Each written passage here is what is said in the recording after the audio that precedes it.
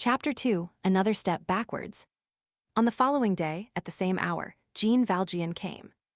Cosette asked him no questions, was no longer astonished, no longer exclaimed that she was cold, no longer spoke of the drawing-room. She avoided saying either "Father" or "Monsieur Jean." She allowed herself to be addressed as you. She allowed herself to be called Madame. Only, her joy had undergone a certain diminution. She would have been sad if sadness had been possible to her. It is probable that she had had with Marius one of those conversations in which the beloved man says what he pleases, explains nothing, and satisfies the beloved woman. The curiosity of lovers does not extend very far beyond their own love. The lower room had made a little toilet. Basque had suppressed the bottles, and Nicolette the spiders. All the days which followed brought Jean Valjean at the same hour. He came every day, because he had not the strength to take Marius' words otherwise than literally. Marius arranged matters so as to be absent at the hours when Jean Valjean came. The house grew accustomed to the novel ways of M. Fauchelevent. Toussaint helped in this direction. Monsieur has always been like that, she repeated. The grandfather issued this decree, he's an original, and all was said. Moreover, at the age of 96, no bond is any longer possible. All is merely juxtaposition. A newcomer is in the way. There is no longer any room, all habits are acquired. M. Fauchelevent M. Tranchelevent, Father Gillenormand asked nothing better than to be relieved from that gentleman. He added, nothing is more common than those originals. They do all sorts of queer things. They have no reason. The Marquis de Canaples was still worse. He bought a palace that he might lodge in the garret. These are fantastic appearances that people affect. No one caught a glimpse of the sinister foundation. And moreover, who could have guessed such a thing? There are marshes of this description in India. The water seems extraordinary, inexplicable, rippling though there is no wind, and agitated where it should be calm. One gazes at the surface of these causeless ebullitions. One does not perceive the hydra which crawls on the bottom. Many men have a secret monster in the same manner, a dragon which gnaws them, a despair which inhabits their night. Such a man resembles other men, he goes and comes. No one knows that he bears within him a frightful parasitic pain with 1,000 teeth, which lives within the unhappy man, and of which he is dying. No one knows that this man is a gulf. He is stagnant but deep. From time to time, a trouble of which the onlooker understands nothing appears on his surface. A mysterious wrinkle is formed, then vanishes, then reappears. An air bubble rises and bursts. It is the breathing of the unknown beast. Certain strange habits, arriving at the hour when other people are taking their leave, keeping in the background when other people are displaying themselves, preserving on all occasions what may be designated as the wall-colored mantle, seeking the solitary walk, preferring the deserted street, avoiding any share in conversation, avoiding crowds and festivals, seeming at one's ease and living poorly, having one's key in one's pocket and one's candle at the porter's lodge, however rich one may be, entering by the side door, ascending the private staircase. All these insignificant singularities, fugitive folds on the surface, often proceed from a formidable foundation. Many weeks passed in this manner. A new life gradually took possession of Cosette. The relations which marriage creates, visits, the care of the house, pleasures, great matters. Cosette's pleasures were not costly. They consisted in one thing, being with Marius. The great occupation of her life was to go out with him, to remain with him. It was for them a joy that was always fresh, to go out arm in arm, in the face of the sun, in the open street, without hiding themselves, before the whole world, both of them completely alone. Cosette had one vexation. Toussaint could not get on with Nicolette, the soldering of 2 elderly maids being impossible, and she went away. The grandfather was well. Marius argued a case here and there. Aunt Gillenormand peacefully led that life aside which sufficed for her beside the new household. Jean Valjean came every day. The address as thou disappeared, the you, the madame, the Monsieur Jean, rendered him another person to Cosette. The care which he had himself taken to detach her from him was succeeding. She became more and more gay, and less tender. Yet she still loved him sincerely, and he felt it. One day she said to him suddenly, "You used to be my father, you are no longer my father, you were my uncle, you are no longer my uncle, you were Monsieur Fauchelevent, you are Jean. Who are you then? I don't like all this. If I did not know how good you are, I should be afraid of you." He still lived in the Rue de l'Elham Arm, because he could not make up his mind to remove to a distance from the quarter where Cosette dwelt. At first, he only remained a few minutes with Cosette, and then went away. Little by little, he acquired the habit of making his visits less brief. One would have said that he was taking advantage of the authorization of the days which were lengthening. He arrived earlier and departed later. One day Cosette chanced to say "father" to him. A flash of joy illuminated Jean Valjean's melancholy old countenance. He caught her up, "C'est Jean, ah." "Truly," she replied with a burst of laughter, "Monsieur Jean." "That is right," said he. And he turned aside so that she might not see him wipe his eyes. Chapter 3. They recall the garden of the Rue Plumet. This was the last time. After that last flash of light, complete extinction ensued. No more familiarity, no more good morning with a kiss, never more that word so profoundly sweet. My father! He was at his own request, and through his own complicity driven out of all his happinesses one after the other. And he had this sorrow, that after having lost Cosette wholly in one day, he was afterwards obliged to lose her again in detail. The eye eventually becomes accustomed to the light of a cellar. In short, it sufficed for him to have an apparition of Cosette every day. His whole life was concentrated in that 1 hour. He seated himself close to her, he gazed at her in silence, or he talked to her of years gone by, of her childhood, of the convent, of her little friends of those bygone days. One afternoon, it was on one of those early days in April, already warm and fresh, the moment of the sun's great gaiety. The gardens which surrounded the windows of Marius and Cosette felt the emotion of waking. The hawthorn was on the point of budding, a jeweled garniture of gillyflowers spread over the ancient walls. Snapdragons yawned through the crevices of the stones. Amid the grass there was a charming beginning of daisies, and buttercups, the white butterflies of the year, were making their first appearance. The wind, that minstrel of the eternal wedding, was trying in the trees the first notes of that grand, auroral symphony which the old poets called the springtide. Marius said to Cosette, "We said that we would go back to take a look at our garden in the Rue Plumet. Let us go thither. We must not be ungrateful." And away they flitted, like two swallows towards the spring. This garden of the Rue Plumet produced on them the effect of the dawn. They already had behind them in life something which was like the springtime of their love. The house in the Rue Plumet, being held on a lease, still belonged to Cosette. They went to that garden and that house. There they found themselves again, there they forgot themselves. That evening, at the usual hour, Jean Valjean came to the Rue des Filles du Calvaire. "Madame went out with Monsieur and has not yet returned," Basque said to him. He seated himself in silence and waited an hour. Cosette did not return. He departed with drooping head. Cosette was so intoxicated with her walk to their garden, and so joyous at having lived a whole day in her past, that she talked of nothing else on the morrow. She did not notice that she had not seen Jean Valjean. "In what way did you go thither?" Jean Valjean asked her. "On foot." "And how did you return?" "In a hackney carriage." For some time, Jean Valjean had noticed the economical life led by the young people. He was troubled by it. Marius' economy was severe, and that word had its absolute meaning for Jean Valjean. He hazarded a query. "Why do you not have a carriage of your own? A pretty coupe would only cost you 500 francs a month. You are rich." "I don't know," replied Cosette. "It is like Toussaint," resumed Jean Valjean. "She is gone. You have not replaced her." "Why?" "Nicolette suffices." "But you ought to have a maid." "Have I not Marius?"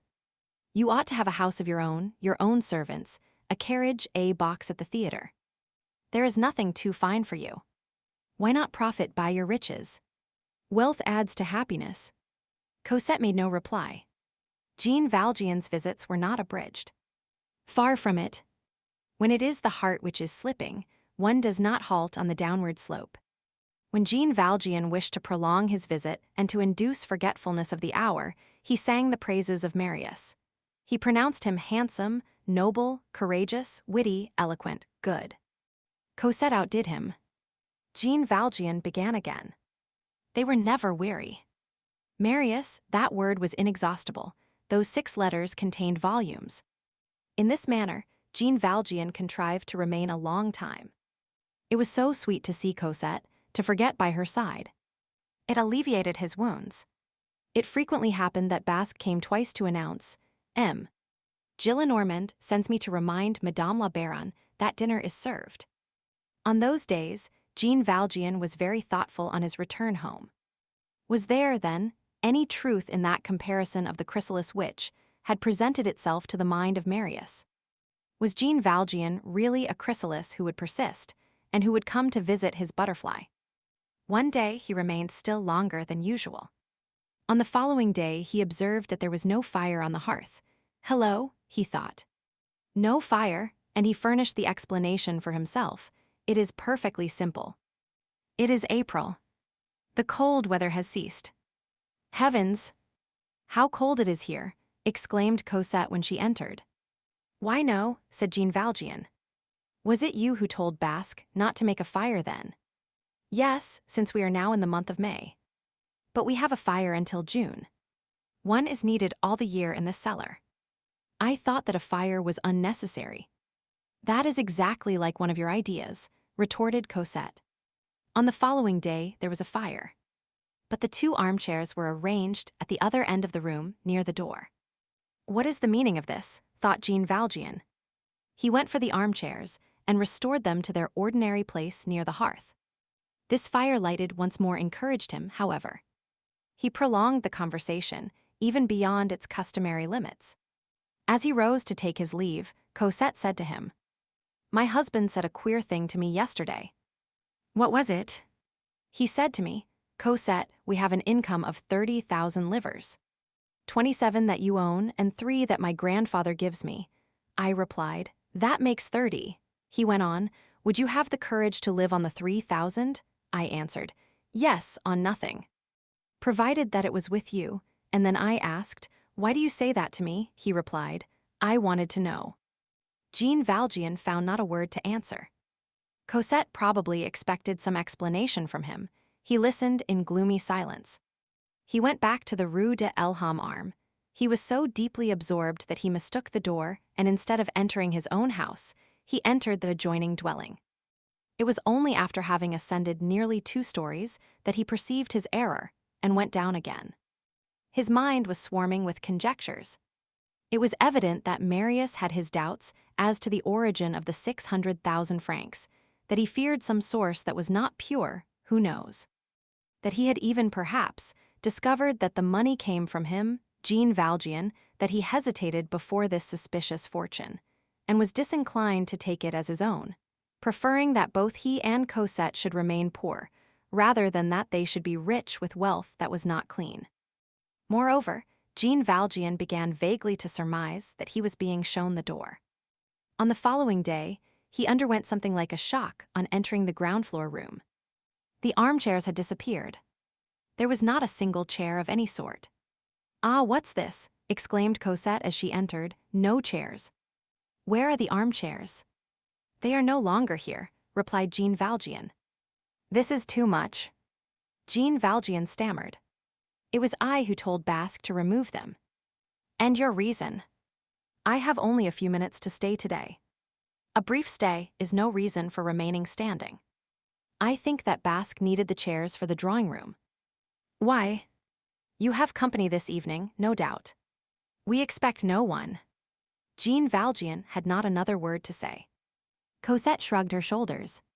To have the chairs carried off. The other day you had the fire put out. How odd you are. Adieu, murmured Jean Valjean. He did not say, Adieu, Cosette, but he had not the strength to say, Adieu, madame. He went away utterly overwhelmed. This time he had understood. On the following day he did not come. Cosette only observed the fact in the evening. Why, said she, Monsieur Jean has not been here today. And she felt a slight twinge at her heart, but she hardly perceived it, being immediately diverted by a kiss from Marius. On the following day, he did not come. Cosette paid no heed to this, passed her evening and slept well that night, as usual, and thought of it only when she woke. She was so happy. She speedily dispatched Nicolette to M. Jean's house to inquire whether he were ill, and why he had not come on the previous evening. Nicolette brought back the reply of M. Jean that he was not ill. He was busy. He would come soon. As soon as he was able. Moreover, he was on the point of taking a little journey. Madame must remember that it was his custom to take trips from time to time. They were not to worry about him. They were not to think of him. Nicolette, on entering M. Jean's, had repeated to him her mistress' very words. That Madame had sent her to inquire why M. Jean had not come on the preceding evening. "It is 2 days since I have been there," said Jean Valjean gently. But the remark passed unnoticed by Nicolette, who did not report it to Cosette. Chapter 4. Attraction and Extinction. During the last months of spring and the first months of summer in 1833, the rare passers-by in the Marais, the petty shopkeepers, the loungers on thresholds, noticed an old man neatly clad in black, who emerged every day at the same hour, towards nightfall, from the Rue de l'Homme-Armé, on the side of the Rue Sainte-Croix-de-la-Bretonnerie, passed in front of the Blancs' manteau, gained the Rue Culture Sainte-Catherine, and, on arriving at the Rue de l'Écharpe, turned to the left, and entered the Rue Saint-Louis. There he walked at a slow pace, with his head strained forward, seeing nothing, hearing nothing, his eye immovably fixed on a point which seemed to be a star to him, which never varied, and which was no other than the corner of the Rue des Filles du Calvaire. The nearer he approached the corner of the street, the more his eye lighted up. A sort of joy illuminated his pupils like an inward aurora. He had a fascinated and much affected air. His lips indulged in obscure movements, as though he were talking to someone whom he did not see. He smiled vaguely and advanced as slowly as possible. One would have said that, while desirous of reaching his destination, he feared the moment when he should be close at hand. When only a few houses remained between him and that street, which appeared to attract him, his pace slackened, to such a degree that, at times, one might have thought that he was no longer advancing at all. The vacillation of his head and the fixity of his eyeballs suggested the thought of the magnetic needle seeking the pole. Whatever time he spent on arriving, he was obliged to arrive at last. He reached the Rue des Filles du Calvaire. Then he halted, he trembled, he thrust his head with a sort of melancholy timidity round the corner of the last house, and gazed into that street, and there was in that tragic look something which resembled the dazzling light of the impossible, and the reflection from a paradise that was close to him. Then a tear, which had slowly gathered in the corner of his lids, and had become large enough to fall, trickled down his cheek, and sometimes stopped at his mouth. The old man tasted its bitter flavor. Thus he remained for several minutes as though made of stone, then he returned by the same road and with the same step, and, in proportion as he retreated, his glance died out. Little by little, this old man ceased to go as far as the corner of the Rue des Filles du Calvaire. He halted halfway in the Rue Saint-Louis, sometimes a little further off, sometimes a little nearer. One day he stopped at the corner of the Rue Culture Sainte-Catherine and looked at the Rue des Filles du Calvaire from a distance. Then he shook his head slowly from right to left, as though refusing himself something, and retraced his steps. Soon he no longer came as far as the Rue Saint-Louis. He got as far as the Rue Pavie, shook his head and turned back. Then he went no further than the Rue des Trois Pavillons. Then he did not overstep the Blancs' manteau. One would have said that he was a pendulum which was no longer wound up, and whose oscillations were growing shorter before ceasing altogether. Every day he emerged from his house at the same hour, he undertook the same trip, but he no longer completed it, and, perhaps without himself being aware of the fact, he constantly shortened it. His whole countenance expressed this single idea: what is the use? His eye was dim, no more radiance. His tears were also exhausted. They no longer collected in the corner of his eyelid. That thoughtful eye was dry. The old man's head was still craned forward. His chin moved at times, the folds in his gaunt neck were painful to behold. Sometimes, when the weather was bad, he had an umbrella under his arm, but he never opened it. The good women of the quarter said, "He is an innocent." The children followed him and laughed. Book Ninth, Supreme Shadow, Supreme Dawn. Chapter 1, Pity for the Unhappy, but Indulgence for the Happy. It is a terrible thing to be happy. How content one is. How all-sufficient one finds it. How, being in possession of the false object of life, happiness, one forgets the true object, duty. Let us say, however, that the reader would do wrong were he to blame Marius. Marius, as we have explained before his marriage, had put no questions to M. Fauchelevent, and, since that time, he had feared to put any to Jean Valjean. He had regretted the promise into which he had allowed himself to be drawn. He had often said to himself that he had done wrong in making that concession to despair. He had confined himself to gradually estranging Jean Valjean from his house and to effacing him, as much as possible, from Cosette's mind.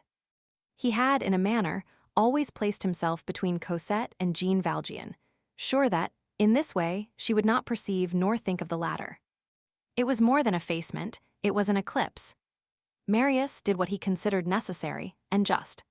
He thought that he had serious reasons which the reader has already seen, and others which will be seen later on, for getting rid of Jean Valjean without harshness, but without weakness.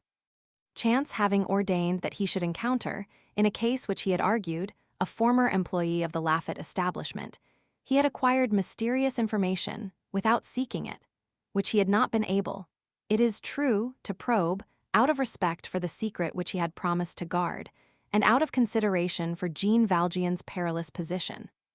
He believed at that moment that he had a grave duty to perform: the restitution of the 600,000 francs to someone whom he sought with all possible discretion.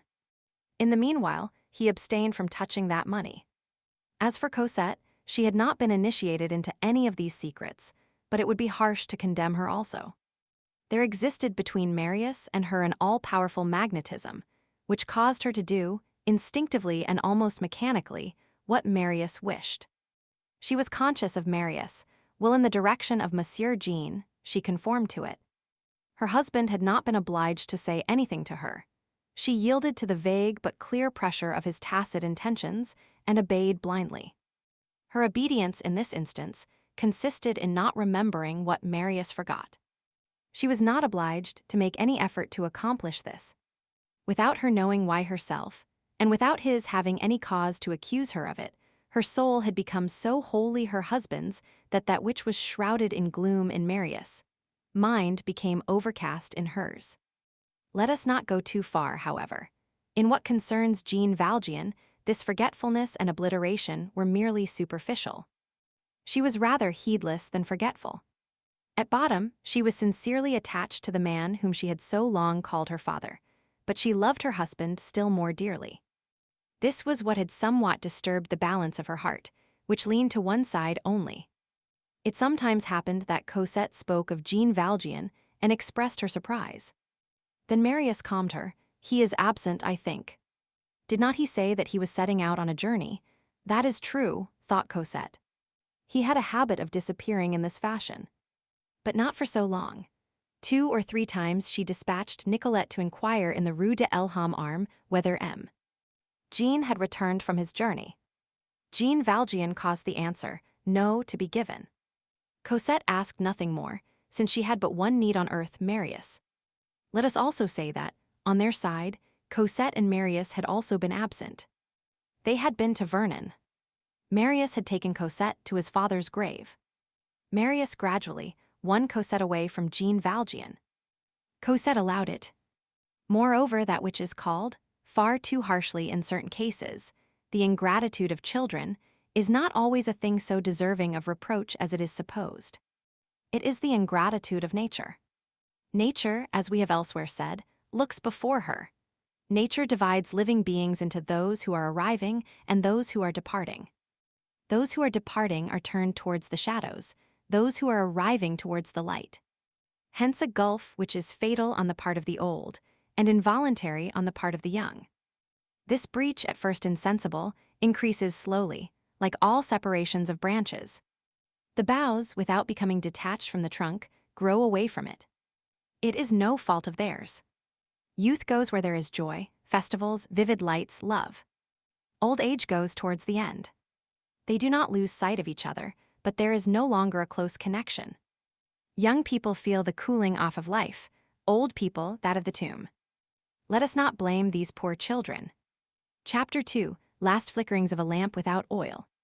One day, Jean Valjean descended his staircase, took 3 steps in the street, seated himself on a post, on that same stone post where Gavroche had found him meditating on the night between the 5th and the 6th of June. He remained there a few moments, then went upstairs again. This was the last oscillation of the pendulum. On the following day, he did not leave his apartment. On the day after that, he did not leave his bed. His portress, who prepared his scanty repasts, a few cabbages or potatoes with bacon, glanced at the brown earthenware plate and exclaimed, "But you ate nothing yesterday, poor dear man." "Certainly I did," replied Jean Valjean. "The plate is quite full. Look at the water jug. It is empty. That proves that you have drunk. It does not prove that you have eaten." "Well," said Jean Valjean, "what if I felt hungry only for water?" "That is called thirst, and when one does not eat at the same time, it is called fever." "I will eat tomorrow. Or at Trinity Day. Why not today? Is it the thing to say, 'I will eat tomorrow'? The idea of leaving my platter without even touching it. My ladyfinger potatoes were so good." Jean Valjean took the old woman's hand. "I promise you that I will eat them," he said, in his benevolent voice. "I am not pleased with you," replied the portress. Jean Valjean saw no other human creature than this good woman. There are streets in Paris through which no one ever passes, and houses to which no one ever comes. He was in one of those streets and one of those houses. While he still went out, he had purchased of a coppersmith, for a few sous, a little copper crucifix which he had hung up on a nail opposite his bed. That gibbet is always good to look at. A week passed, and Jean Valjean had not taken a step in his room. He still remained in bed. The portress said to her husband, "The good man upstairs yonder does not get up, he no longer eats, he will not last long. That man has his sorrows that he has. You won't get it out of my head that his daughter has made a bad marriage."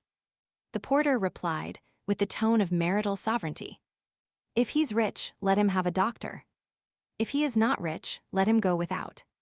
If he has no doctor, he will die. And if he has one, he will die," said the porter. The portress set to scraping away the grass from what she called her pavement with an old knife, and, as she tore out the blades, she grumbled, "It's a shame. Such a neat old man. He's as white as a chicken." She caught sight of the doctor of the quarter as he passed the end of the street. She took it upon herself to request him to come upstairs. "It's on the 2nd floor," said she. "You have only to enter." As the good man no longer stirs from his bed, the door is always unlocked. The doctor saw Jean Valjean and spoke with him. When he came down again, the portress interrogated him. "Well, doctor, your sick man is very ill indeed.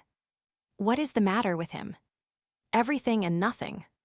He is a man who, to all appearances, has lost some person who is dear to him. People die of that." "What did he say to you?" "He told me that he was in good health." "Shall you come again, doctor?" "Yes," replied the doctor. "But someone else besides must come." Chapter 3, A pen is heavy to the man who lifted the Fauchelevent's cart. One evening Jean Valjean found difficulty in raising himself on his elbow. He felt of his wrist and could not find his pulse. His breath was short and halted at times. He recognized the fact that he was weaker than he had ever been before. Then, no doubt under the pressure of some supreme preoccupation, he made an effort, drew himself up into a sitting posture, and dressed himself. He put on his old workingman's clothes. As he no longer went out, he had returned to them and preferred them. He was obliged to pause many times while dressing himself. Merely putting his arms through his waistcoat made the perspiration trickle from his forehead. Since he had been alone, he had placed his bed in the antechamber, in order to inhabit that deserted apartment as little as possible. He opened the valise and drew from it Cosette's outfit. He spread it out on his bed. The bishop's candlesticks were in their place on the chimney-piece. He took from a drawer 2 wax candles and put them in the candlesticks. Then, although it was still broad daylight, it was summer, he lighted them. In the same way, candles are to be seen lighted in broad daylight in chambers where there is a corpse. Every step that he took in going from one piece of furniture to another exhausted him, and he was obliged to sit down. It was not ordinary fatigue, which expends the strength only to renew it. It was the remnant of all movement possible to him. It was life drained, which flows away drop by drop in overwhelming efforts, and which will never be renewed. The chair into which he allowed himself to fall was placed in front of that mirror, so fatal for him, so providential for Marius, in which he had read Cosette's reversed writing on the blotting book. He caught sight of himself in this mirror, and did not recognize himself. He was 80 years old. Before Marius' marriage, he would have hardly been taken for 50. That year had counted for 30. What he bore on his brow was no longer the wrinkles of age. It was the mysterious mark of death. The hollowing of that pitiless nail could be felt there. His cheeks were pendulous. The skin of his face had the color which would lead one to think that it already had earth upon it. The corners of his mouth drooped as in the mask which the ancients sculptured on tombs. He gazed into space with an air of reproach. One would have said that he was one of those grand tragic beings who have cause to complain of someone. He was in that condition, the last phase of dejection, in which sorrow no longer flows. It is coagulated, so to speak. There is something on the soul like a clot of despair. Night had come. He laboriously dragged a table and the old armchair to the fireside, and placed upon the table a pen, some ink, and some paper. That done, he had a fainting fit. When he recovered consciousness, he was thirsty. As he could not lift the jug, he tipped it over painfully towards his mouth and swallowed a draught. As neither the pen nor the ink had been used for a long time, the point of the pen had curled up, the ink had dried away, he was forced to rise and put a few drops of water in the ink, which he did not accomplish without pausing and sitting down 2 or 3 times, and he was compelled to write with the back of the pen. He wiped his brow from time to time. Then he turned towards the bed, and still seated, for he could not stand, he gazed at the little black gown and all those beloved objects. These contemplations lasted for hours, which seemed minutes. All at once he shivered. He felt that a child was taking possession of him. He rested his elbows on the table, which was illuminated by the bishop's candles, and took up the pen. His hand trembled. He wrote slowly the few following lines. Cosette, I bless thee. I am going to explain to thee. Thy husband was right in giving me to understand that I ought to go away, but there is a little error in what he believed, though he was in the right. He is excellent. Love him well even after I am dead. Monsieur Pontmercy, love my darling child well. Cosette, this paper will be found. This is what I wish to say to thee, thou wilt see the figures. If I have the strength to recall them, listen well, this money is really thine. Here is the whole matter.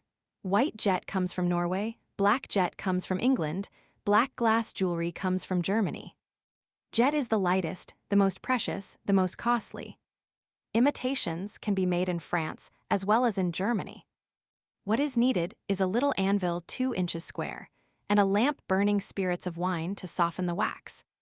The wax was formerly made with resin and lampblack, and cost 4 livres the pound. I invented a way of making it with gum shellac and turpentine.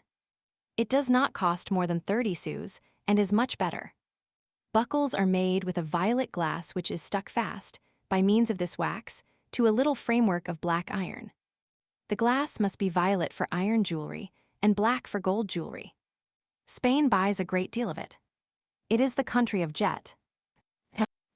Here he paused, the pen fell from his fingers. He was seized by one of those sobs which at times welled up from the very depths of his being. The poor man clasped his head in both hands and meditated. Oh, he exclaimed within himself lamentable cries, heard by God alone, all is over. I shall never see her more. She is a smile which passed over me. I am about to plunge into the night, without even seeing her again. Oh! 1 minute, 1 instant, to hear her voice, to touch her dress, to gaze upon her, the angel. And then to die.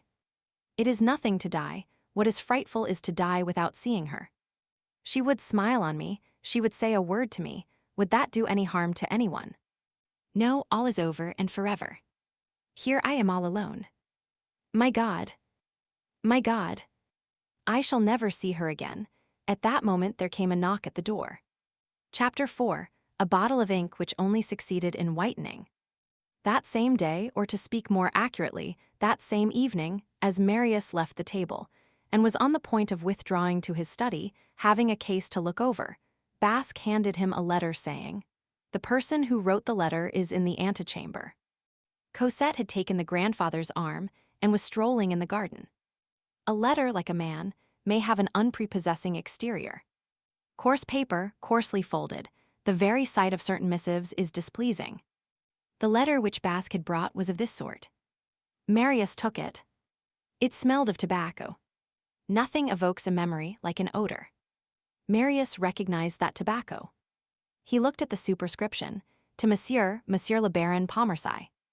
At his hotel, the recognition of the tobacco caused him to recognize the writing as well. It may be said that amazement has its lightning flashes. Marius was, as it were, illuminated by one of these flashes.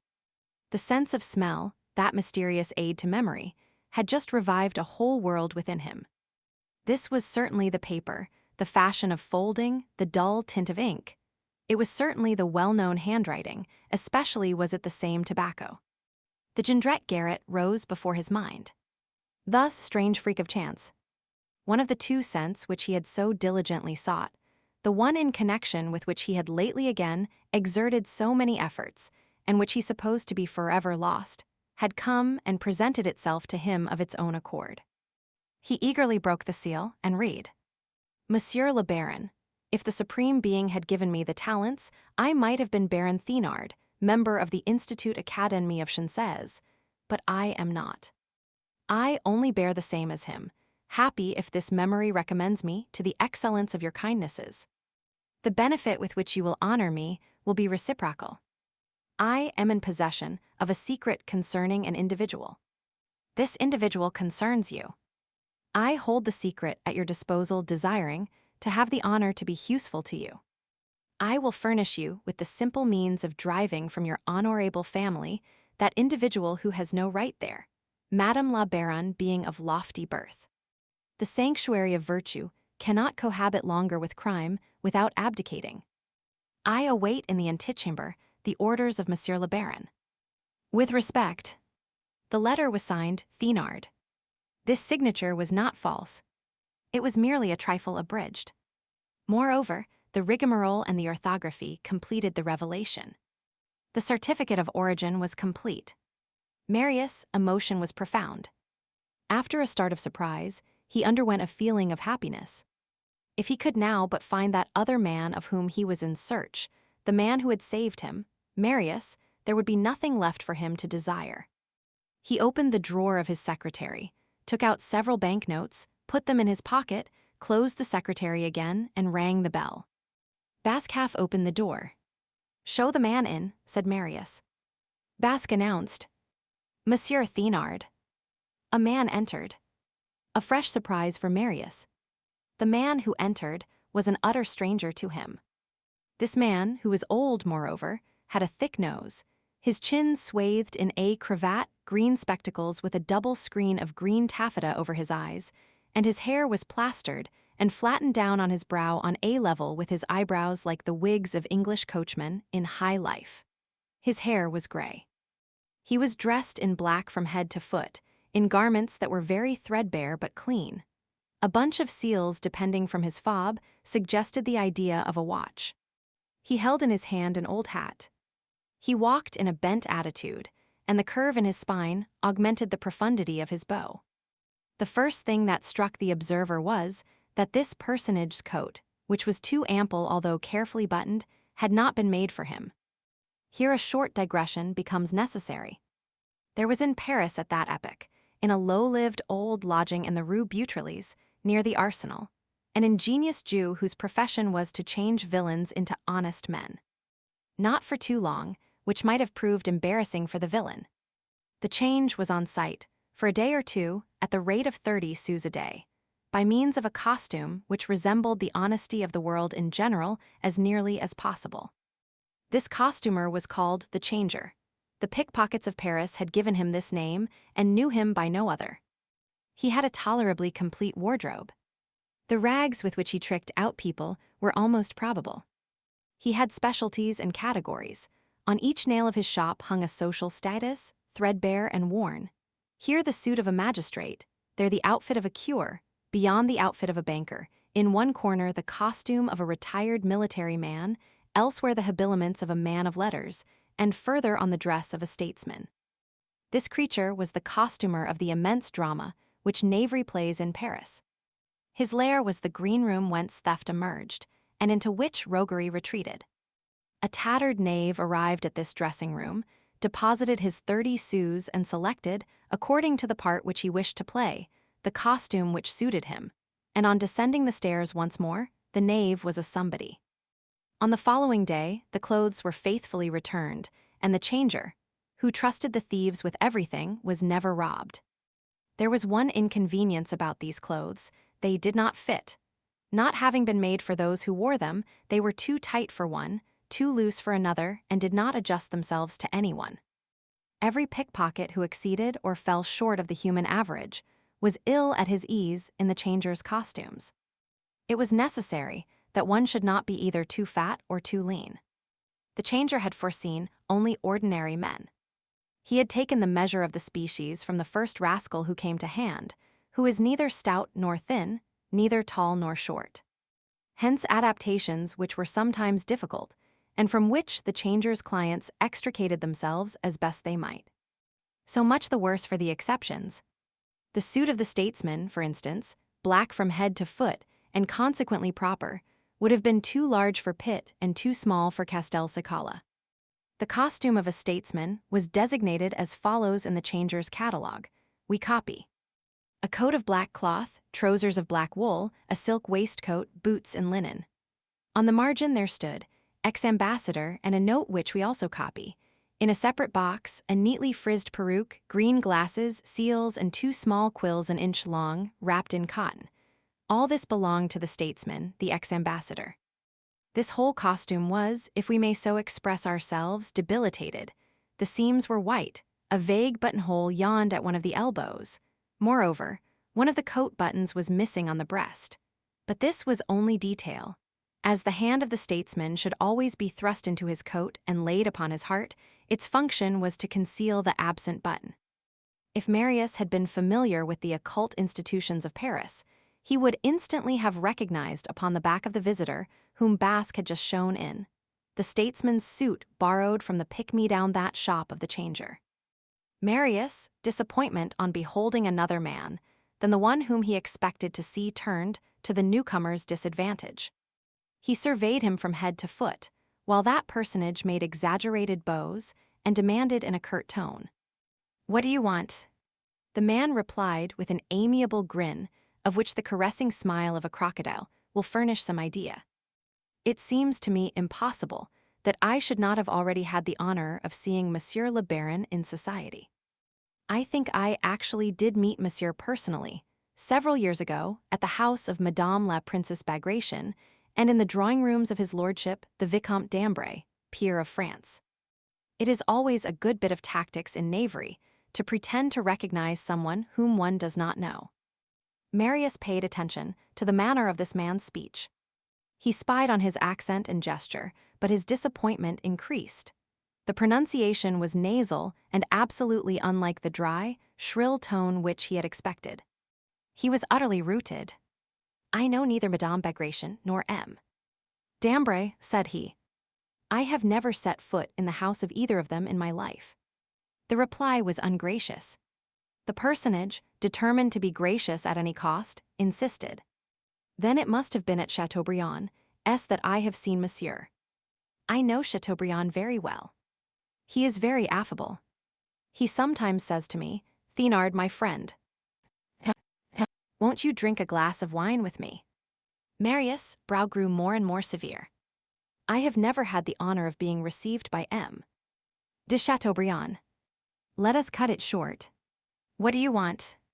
The man bowed lower at that harsh voice. "Monsieur le Baron, deign to listen to me. There is in America, in a district near Panama, a village called La Joya. That village is composed of a single house, a large, square house of 3 stories, built of bricks dried in the sun, each side of the square 500 feet in length, each story retreating 12 feet back of the story below, in such a manner as to leave in front a terrace which makes the circuit of the edifice. In the center, an inner court where the provisions and munitions are kept. No windows, loopholes, no doors, ladders to mount from the ground to the first terrace, and from the first to the second, and from the second to the third, ladders to descend into the inner court, no doors to the chambers, trapdoors, no staircases to the chambers, ladders. In the evening the traps are closed, the ladders are withdrawn, carbines and blunderbusses trained from the loopholes. No means of entering, a house by day, a citadel by night, 800 inhabitants. That is the village. Why so many precautions? Because the country is dangerous, it is full of cannibals. Then why do people go there? Because the country is marvelous, gold is found there. What are you driving at? Interrupted Marius, who had passed from disappointment to impatience. At this, Monsieur le Baron. I am an old and weary diplomat. Ancient civilization has thrown me on my own devices. I want to try savages. Well, Monsieur le Baron, egotism is the law of the world. The proletarian peasant woman, who toils by the day, turns round when the diligence passes by. The peasant proprietress, who toils in her field, does not turn round. The dog of the poor man barks at the rich man. The dog of the rich man barks at the poor man. Each one for himself. Self-interest, that's the object of men. Gold, that's the lodestone. What then? Finish. I should like to go and establish myself at La Joya. There are 3 of us. I have my spouse and my young lady, a very beautiful girl. The journey is long and costly. I need a little money. What concern is that of mine? Demanded Marius. The stranger stretched his neck out of his cravat, a gesture characteristic of the vulture, and replied with an augmented smile. Has not Monsieur le Baron perused my letter? There was some truth in this. The fact is that the contents of the epistle had slipped Marius' mind. He had seen the writing rather than read the letter. He could hardly recall it. But a moment ago a fresh start had been given him. He had noted that detail, my spouse and my young lady. He fixed a penetrating glance on the stranger. An examining judge could not have done the look better. He almost lay in wait for him. He confined himself to replying. State the case precisely. The stranger inserted his 2 hands in both his fobs, drew himself up without straightening his dorsal column, but scrutinizing Marius in his turn, with the green gaze of his spectacles. So be it, Monsieur le Baron. I will be precise. I have a secret to sell to you. A secret. A secret. Which concerns me. Somewhat. What is the secret? Marius scrutinized the man more and more as he listened to him. I commence gratis, said the stranger. You will see that I am interesting. Speak. Monsieur le Baron, you have in your house a thief and an assassin. Marius shuddered. In my house? No, said he. The imperturbable stranger brushed his hat with his elbow and went on. An assassin and a thief. Remark, Monsieur le Baron, that I do not here speak of ancient deeds, deeds of the past which have lapsed, which can be effaced by limitation before the law and by repentance before God. I speak of recent deeds, of actual facts as still unknown to justice at this hour. I continue. This man has insinuated himself into your confidence and almost into your family under a false name. I am about to tell you his real name, and to tell it to you for nothing. I am listening. His name is Jean Valjean. I know it. I am going to tell you, equally for nothing, who he is. Say on. He is an ex-convict. I know it. You know it since I have had the honor of telling you. No. I knew it before. Marius' cold tone, that double reply of I know it, his laconicism, which was not favorable to dialogue, stirred up some smoldering wrath in the stranger. He launched a furious glance on the sly at Marius, which was instantly extinguished. Rapid as it was, this glance was of the kind which a man recognizes when he has once beheld it. It did not escape Marius. Certain flashes can only proceed from certain souls. The eye, that venthole of the thought, glows with it. Spectacles hide nothing. Try putting a pane of glass over hell. The stranger resumed with a smile. I will not permit myself to contradict Monsieur le Baron. In any case, you ought to perceive that I am well informed. Now what I have to tell you is known to myself alone. This concerns the fortune of Madame la Baronne. It is an extraordinary secret. It is for sale. I make you the first offer of it. Cheap. 20,000 francs. I know that secret as well as the others, said Marius. The personage felt the necessity of lowering his price a trifle. Monsieur le Baron, say 10,000 francs and I will speak. I repeat to you that there is nothing which you can tell me. I know what you wish to say to me. A fresh flash gleamed in the man's eye. He exclaimed, But I must dine today, nevertheless. It is an extraordinary secret, I tell you. Monsieur le Baron, I will speak. I speak. Give me 20 francs. Marius gazed intently at him. I know your extraordinary secret, just as I knew Jean Valjean's name, just as I know your name. My name? Yes. That is not difficult, Monsieur le Baron. I had the honor to write to you and to tell it to you. Thénard. Dear. Hey. Thénardier. Who's that? In danger the porcupine bristles up, the beetle feigns death. The old guard forms in a square. This man burst into laughter. Then he flicked a grain of dust from the sleeve of his coat with a fillip. Marius continued. You are also Jondrette the workman, Fabantou the comedian, Genflot the poet, Don Alvarez the Spaniard, and Mistress Balizard. Mistress what? And you kept a pothouse at Montfermeil. A pothouse? Never. And I tell you that your name is Thénardier. I deny it. And that you are a rascal. Here. And Marius drew a banknote from his pocket and flung it in his face. Thanks. Pardon me. 500 francs. Monsieur le Baron. And the man, overcome, bowed, seized the note and examined it. 500 francs, he began again, taken aback. And he stammered in a low voice, an honest rustler. Then brusquely, Well, so be it, he exclaimed. Let us put ourselves at our ease. And with the agility of a monkey, flinging back his hair, tearing off his spectacles, and withdrawing from his nose by sleight of hand the 2 quills of which mention was recently made, and which the reader has also met with on another page of this book, he took off his face as the man takes off his hat. His eye lighted up. His uneven brow, with hollows in some places and bumps in others, hideously wrinkled at the top, was laid bare. His nose had become as sharp as a beak. The fierce and sagacious profile of the man of prey reappeared. Monsieur le Baron is infallible, he said in a clear voice whence all nasal twang had disappeared. I am Thénardier. And he straightened up his crooked back. Thénardier, for it was really he, was strangely surprised. He would have been troubled had he been capable of such a thing. He had come to bring astonishment, and it was he who had received it. This humiliation had been worth 500 francs to him, and taking it all in all, he accepted it, but he was none the less bewildered. He beheld this Baron Pontmercy for the first time, and, in spite of his disguise, this Baron Pontmercy recognized him thoroughly. And not only was this Baron perfectly informed as to Thénardier, but he seemed well posted as to Jean Valjean. Who was this almost beardless young man, who was so glacial and so generous, who knew people's names, who knew all their names, and who opened his purse to them, who bullied rascals like a judge, and who paid them like a dupe? Thénardier, the reader will remember, although he had been Marius' neighbor, had never seen him, which is not unusual in Paris.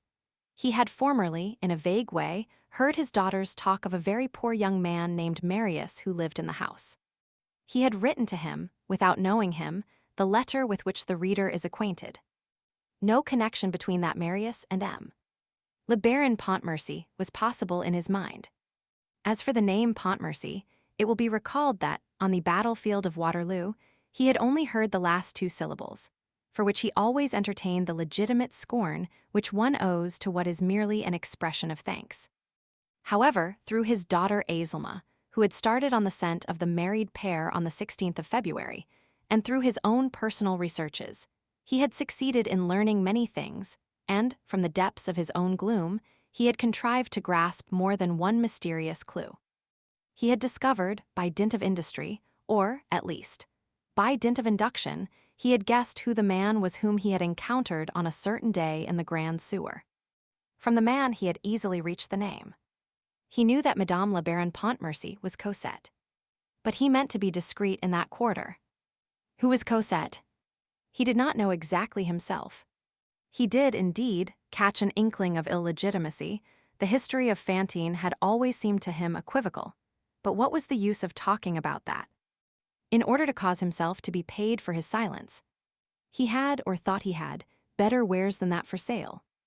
And, according to all appearances, if he were to come and make to the Baron Pontmercy this revelation, and without proof, "Your wife is a bastard," the only result would be to attract the boot of the husband towards the loins of the revealer. From the Thénardier's point of view, the conversation with Marius had not yet begun. He ought to have drawn back, to have modified his strategy, to have abandoned his position, to have changed his front. But nothing essential had been compromised as yet, and he had 500 francs in his pocket. Moreover, he had something decisive to say, and, even against this very well-informed and well-armed Baron Pontmercy, he felt himself strong. For men of the Thénardier's nature, every dialogue is a combat. In the one in which he was about to engage, what was his situation? He did not know to whom he was speaking, but he did know of what he was speaking. He made this rapid review of his inner forces, and after having said, "I am the Thénardier," he waited. Marius had become thoughtful. So he had hold of the Thénardier at last. That man whom he had so greatly desired to find was before him. He could honor Colonel Pontmercy's recommendation. He felt humiliated that that hero should have owned anything to this villain, and that the letter of change drawn from the depths of the tomb by his father upon him, Marius, had been protested up to that day. It also seemed to him, in the complex state of his mind towards the Thénardier, that there was occasion to avenge the colonel for the misfortune of having been saved by such a rascal. In any case, he was content. He was about to deliver the colonel's shade from this unworthy creditor at last, and it seemed to him that he was on the point of rescuing his father's memory from the debtor's prison. By the side of this duty there was another, to elucidate, if possible, the source of Cosette's fortune. The opportunity appeared to present itself. Perhaps the Thénardier knew something. It might prove useful to see the bottom of this man. He commenced with this. The Thénardier had caused the honest rustler to disappear in his fob, and was gazing at Marius with a gentleness that was almost tender. Marius broke the silence. "Thénardier, I have told you your name. Now, would you like to have me tell you your secret, the one that you came here to reveal to me? I have information of my own also. You shall see that I know more about it than you do. Jean Valjean, as you have said, is an assassin and a thief. A thief because he robbed a wealthy manufacturer, whose ruin he brought about. An assassin because he assassinated police agent Javert." "I don't understand, sir," ejaculated the Thénardier. "I will make myself intelligible.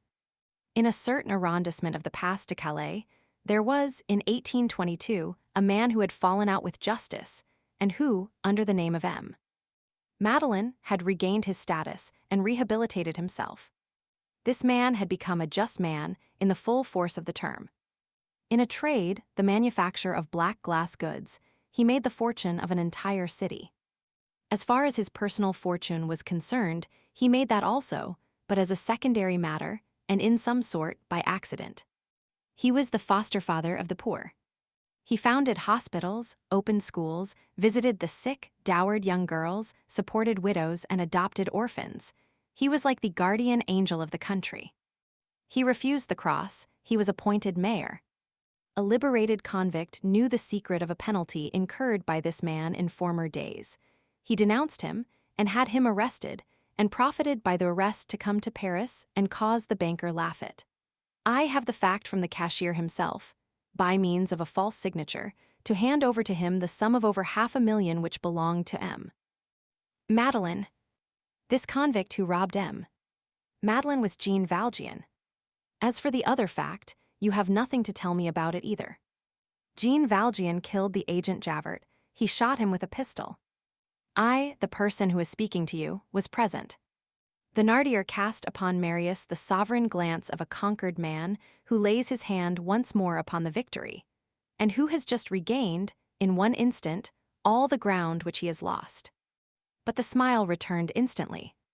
The inferior's triumph in the presence of his superior must be wheedling. Thénardier contented himself with saying to Marius, "Monsieur le Baron, we are on the wrong track." And he emphasized this phrase by making his bunch of seals execute an expressive whirl. "What," broke forth Marius, "do you dispute that? These are facts. They are chimeras. The confidence with which Monsieur le Baron honors me renders it my duty to tell him so. Truth and justice before all things. I do not like to see folks accused unjustly. Monsieur le Baron, Jean Valjean did not rob M.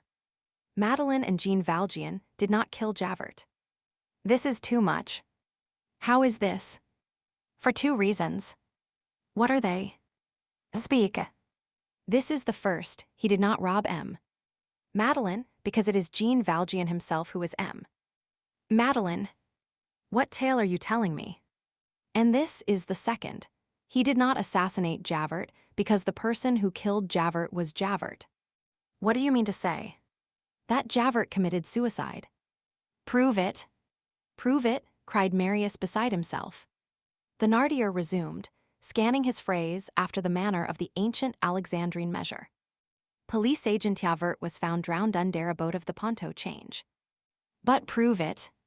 Thénardier drew from his pocket a large envelope of gray paper, which seemed to contain sheets folded in different sizes. "I have my papers," he said calmly. And he added, "Monsieur le Baron, in your interests I desire to know Jean Valjean thoroughly. I say that Jean Valjean and M. Madeleine are one and the same man, and I say that Javert had no other assassin than Javert. If I speak, it is because I have proofs. Not manuscript proofs, writing is suspicious, handwriting is complacent, but printed proofs." As he spoke, Thénardier extracted from the envelope 2 copies of newspapers, yellow, faded, and strongly saturated with tobacco. One of these 2 newspapers, broken at every fold and falling into rags, seemed much older than the other. "2 facts, 2 proofs," remarked Thénardier. And he offered the 2 newspapers, unfolded, to Marius.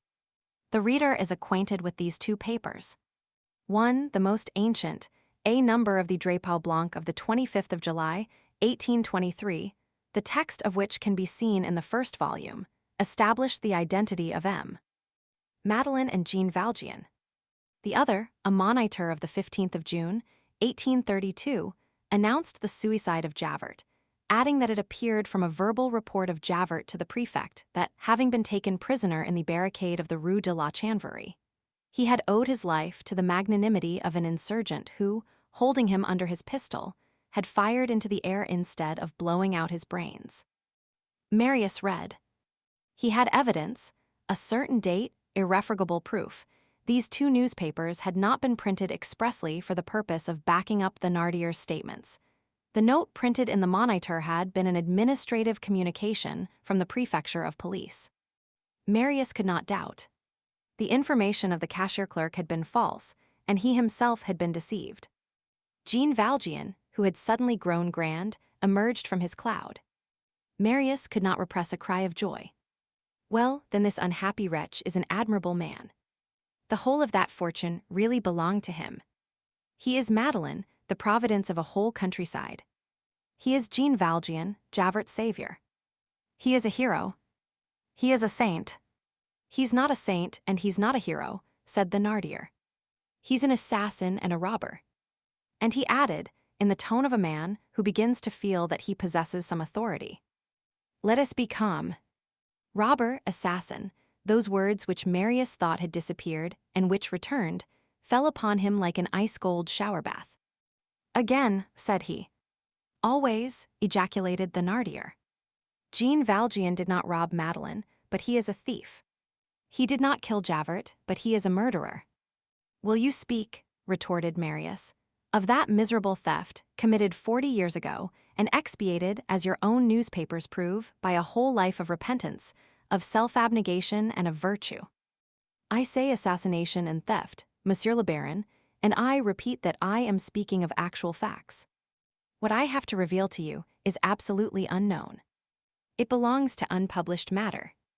And perhaps you will find in it the source of the fortune so skillfully presented to Madame la Baronne by Jean Valjean. I say skillfully because, by a gift of that nature, it would not be so very unskillful to slip into an honorable house whose comforts one would then share, and, at the same stroke, to conceal one's crime, and to enjoy one's theft, to bury one's name, and to create for oneself a family. I might interrupt you at this point, said Marius, but go on. Monsieur le Baron, I will tell you all, leaving the recompense to your generosity. This secret is worth massive gold. You will say to me, why do not you apply to Jean Valjean? For a very simple reason. I know that he has stripped himself in your favor, and I consider the combination ingenious.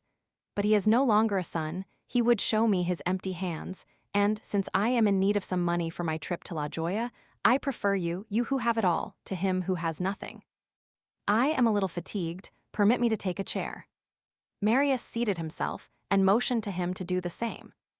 Thénardier installed himself on a tufted chair, picked up his 2 newspapers, thrust them back into their envelope, and murmured as he pecked at the drapeau blanc with his nail.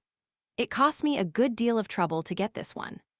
That done, he crossed his legs and stretched himself out on the back of the chair, an attitude characteristic of people who are sure of what they are saying. Then he entered upon his subject gravely, emphasizing his words. Monsieur le Baron, on the 6th of June, 1832, about a year ago, on the day of the insurrection, a man was in the Grand Sewer of Paris, at the point where the sewer enters the Seine, between the Pont des Invalides and the Pont de Iéna. Marius abruptly drew his chair closer to that of Thénardier. Thénardier noticed this movement and continued with the deliberation of an orator who holds his interlocutor, and who feels his adversary palpitating under his words. This man, forced to conceal himself, and for reasons, moreover, which are foreign to politics, had adopted the sewer as his domicile and had a key to it. It was, I repeat, on the 6th of June. It might have been 8 o'clock in the evening. The man hears a noise in the sewer. Greatly surprised, he hides himself and lies in wait. It was the sound of footsteps. Someone was walking in the dark and coming in his direction. Strange to say, there was another man in the sewer besides himself. The grating of the outlet from the sewer was not far off. A little light which fell through, it permitted him to recognize the newcomer, and to see that the man was carrying something on his back. He was walking in a bent attitude. The man who was walking in a bent attitude was an ex-convict, and what he was dragging on his shoulders was a corpse. Assassination caught in the very act, if ever there was such a thing. As for the theft, that is understood. One does not kill a man gratis. This convict was on his way to fling the body into the river. One fact is to be noticed, that before reaching the exit grating, this convict, who had come a long distance in the sewer, must necessarily have encountered a frightful quagmire where it seems as though he might have left the body. But the sewermen would have found the assassinated man the very next day, while at work on the quagmire, and that did not suit the assassin's plans. He had preferred to traverse that quagmire with his burden, and his exertions must have been terrible, for it is impossible to risk one's life more completely. I don't understand how he could have come out of that alive. Marius' chair approached still nearer. Thénardier took advantage of this to draw a long breath. He went on, Monsieur le Baron, a sewer is not the Champ de Mars. One lacks everything there, even room. When 2 men are there, they must meet. That is what happened. The man domiciled there, and the passerby were forced to bid each other good day, greatly to the regret of both. The passerby said to the inhabitant, You see what I have on my back, I must get out, you have the key, give it to me. That convict was a man of terrible strength. There was no way of refusing. Nevertheless, the man who had the key parleyed, simply to gain time. He examined the dead man, but he could see nothing, except that the latter was young, well-dressed, with the air of being rich and all disfigured with blood.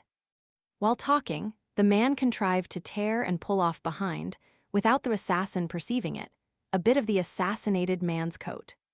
A document for conviction, you understand. A means of recovering the trace of things and of bringing home the crime to the criminal.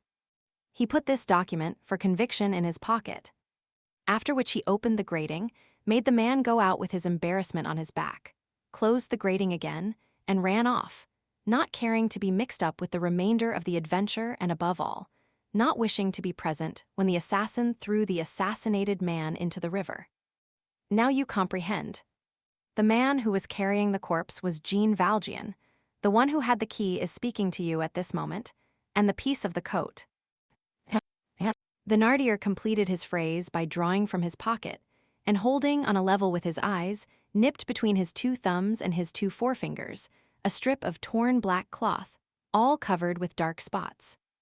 Marius had sprung to his feet, pale, hardly able to draw his breath, with his eyes riveted on the fragment of black cloth, and without uttering a word, without taking his eyes from that fragment, he retreated to the wall and fumbled with his right hand along the wall for a key which was in the lock of a cupboard near the chimney. He found the key, opened the cupboard, plunged his arm into it without looking, and without his frightened gaze quitting the rag which the Thénardier still held outspread. But the Thénardier continued. Monsieur le Baron, I have the strongest of reasons for believing that the assassinated young man was an opulent stranger lured into a trap by Jean Valjean, and the bearer of an enormous sum of money. The young man was myself, and here is the coat, cried Marius, and he flung upon the floor an old black coat all covered with blood. Then, snatching the fragment from the hands of the Thénardier, he crouched down over the coat and laid the torn morsel against the tattered skirt. The rent fitted exactly, and the strip completed the coat. The Thénardier was petrified. This is what he thought, I'm struck all of a heap. Marius rose to his feet trembling, despairing, radiant. He fumbled in his pocket and stalked furiously to the Thénardier, presenting to him, and almost thrusting in his face, his fist filled with banknotes for 500 and 1,000 francs. You are an infamous wretch. You are a liar, a calumniator, a villain. You came to accuse that man, you have only justified him. You wanted to ruin him, you have only succeeded in glorifying him. And it is you who are the thief. And it is you who are the assassin. I saw you, Thénardier Jondrette, in that lair on the Rue de l'Hôpital. I know enough about you to send you to the galleys, and even further if I choose. Here are 1,000 francs, bully that you are. And he flung a 1,000-franc note at Thénardier. Ah, Jondrette Thénardier, vile rascal. Let this serve you as a lesson, you dealer in second-hand secrets, merchant of mysteries, rummager of the shadows, wretch. Take these 500 francs and get out of here. Waterloo protects you. Waterloo, growled Thénardier, pocketing the 500 francs along with the 1,000. Yes, assassin. You there saved the life of a colonel. Of a general, said Thénardier, elevating his head. Of a colonel, repeated Marius in a rage. I wouldn't give a halfpenny for a general. And you come here to commit infamies. I tell you that you have committed all crimes. Go. Disappear. Only be happy, that is all that I desire. Ah. Monster. Here are 3,000 francs more. Take them. You will depart tomorrow, for America, with your daughter, for your wife is dead, you abominable liar. I shall watch over your departure, you ruffian, and at that moment I will count out to you 20,000 francs. Go get yourself hung elsewhere. Monsieur le Baron, replied Thénardier, bowing to the very earth, eternal gratitude. And Thénardier left the room, understanding nothing, stupefied and delighted with this sweet crushing beneath sacks of gold, and with that thunder which had burst forth over his head in bank bills. Struck by lightning he was, but he was also content, and he would have been greatly angered had he had a lightning rod to ward off such lightning as that. Let us finish with this man at once. 2 days after the events which we are at this moment narrating, he set out, thanks to Marius' care, for America under a false name, with his daughter Azelma, furnished with a draft on New York for 20,000 francs. The moral wretchedness of Thénardier, the bourgeois who had missed his vocation, was irremediable. He was in America what he had been in Europe. Contact with an evil man, sometimes suffices to corrupt a good action and to cause evil things to spring from it. With Marius' money, Thénardier set up as a slave dealer. As soon as Thénardier had left the house, Marius rushed to the garden, where Cosette was still walking. "Cosette! Cosette!" he cried. "Come! Come quick! Let us go! Basque a carriage! Cosette, come! Ah! My God! It was he who saved my life. Let us not lose a minute. Put on your shawl." Cosette thought him mad and obeyed. He could not breathe. He laid his hand on his heart to restrain its throbbing. He paced back and forth with huge strides. He embraced Cosette. "Ah! Cosette! I am an unhappy wretch," said he. Marius was bewildered.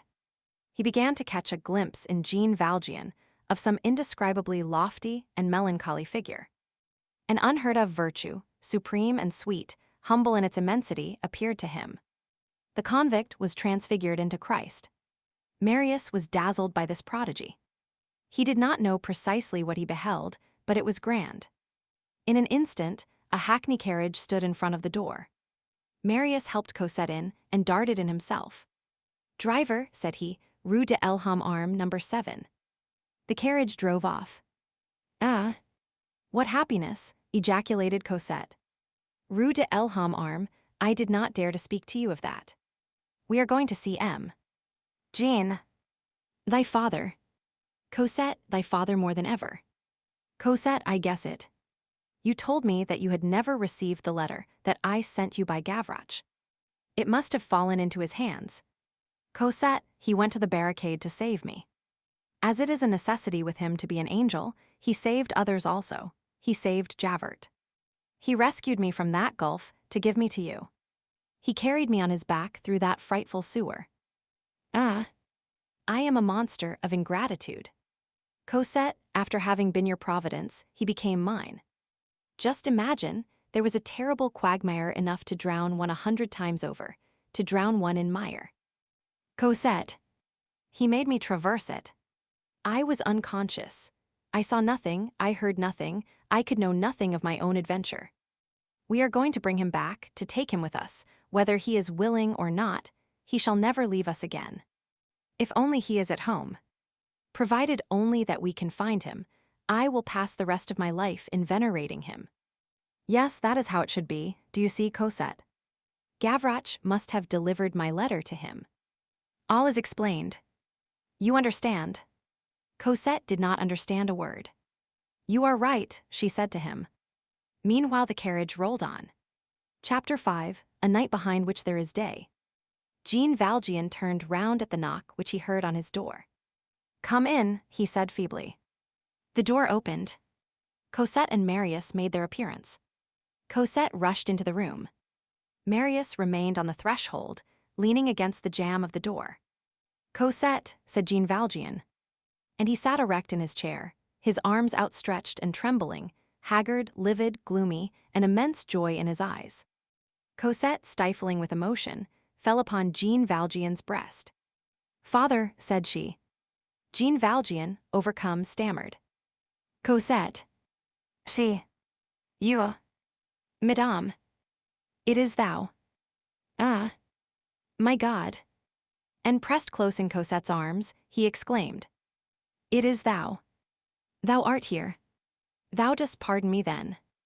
Marius, lowering his eyelids, in order to keep his tears from flowing, took a step forward and murmured between lips, convulsively contracted to repress his sobs. My father. And you also, you pardon me, Jean Valjean said to him. Marius could find no words, and Jean Valjean added.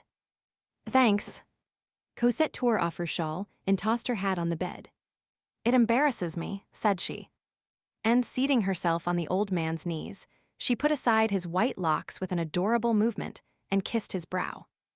Jean Valjean, bewildered, let her have her own way. Cosette, who only understood in a very confused manner, redoubled her caresses, as though she desired to pay Marius debt. Jean Valjean stammered. How stupid people are.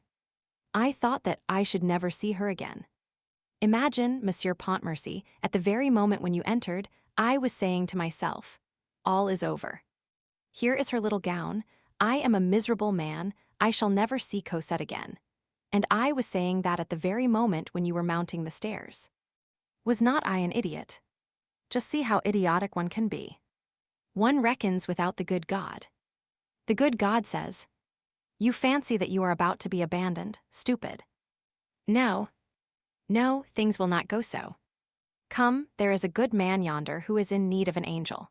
And the angel comes, and one sees one's Cosette again. And one sees one's little Cosette once more. I was very unhappy. For a moment he could not speak, then he went on.